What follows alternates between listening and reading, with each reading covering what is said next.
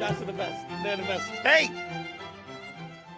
Oh, welcome back to In Hot Water, boys and girls. On this week's episode, Jose Reyes is back in New York. Joe Bartnick is our in-studio guest, and Justin, whatever his name is, starts a Twitter war.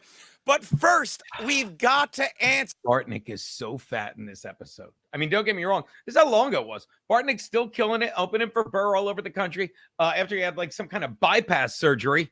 Should have bypassed this show.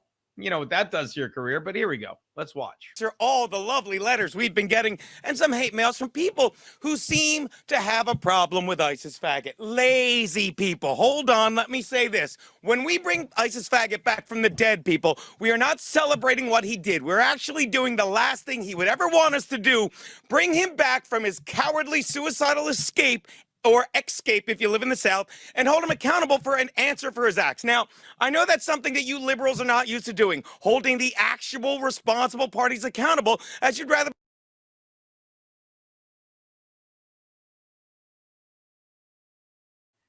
False alarm. I try and mute it. I'll get better at it. By the way, I was saying I really need to get a haircut. Everyone's like, oh, I fucked up the sound again. Sorry, I won't do that again. Every time I do that drink.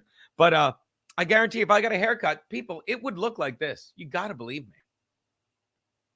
Believe the guns he used to kill people and not the man who used them. It's his fault that they're dead. But look, we here at In Hot Water do all we can to help people understand this. And I'm embarrassed that anyone doesn't realize that ISIS faggot is taking life for granted. That's why we bring him back. And anyone thinks that we're bringing him back to celebrate what he did can go sit with the Democrats in the House last week for gun control, because you're doing exactly what has been done about this problem far too long. Overlooking murderers, which amounts to doing nothing, because the real problem is idiocy, not weaponry. Now, some people will say, but we don't need to be reminded like that. Yes, you do. Like a woman that falls down the steps and hits every step on the way down. It's not the fall that teaches you how to cook. It's the repetition.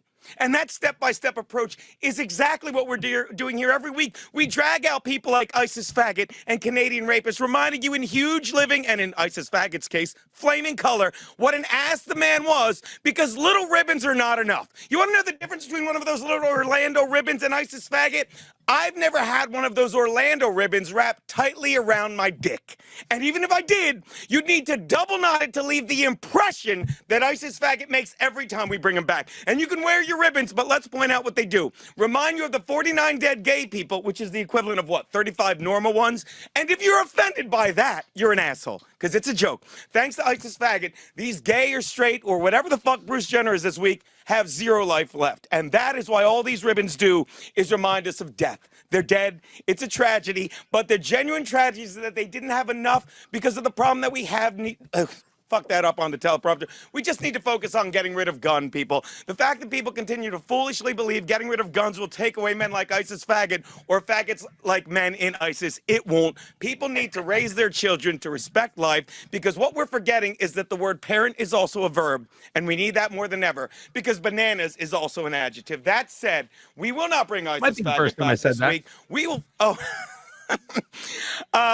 Maybe we will. But wait, have fun voting for Hillary Clinton if this offends you. But if you vote for her over Donald Trump, the only difference between you and what she did 20 years ago was this time she'll be in the Oval Office sucking dick instead of not sucking it.